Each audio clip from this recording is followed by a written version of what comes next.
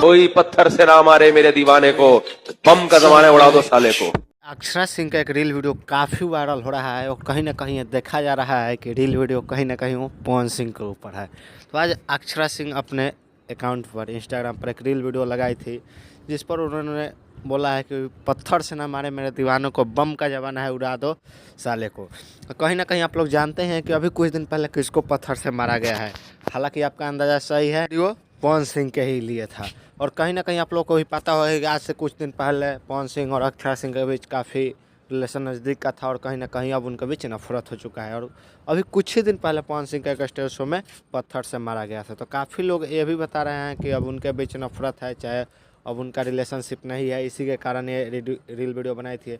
अक्षरा सिंह ने reel video जैसे ही viral होने लगा वो अपने अकाउंट से डिलीट कर दी, आप लोग देख ही सकते हैं। अब उनके अकाउंट पर कोई रील वीडियो नहीं है, लेकिन कहीं ना कहीं ये रील वीडियो उन्हीं के ऊपर होगा। आप लोगों को कैसा लगता है कमेंट के ऊपर, कमेंट में ज़रूर करके बताइएगा। मिलते हैं नेक्स्ट वीडियो में।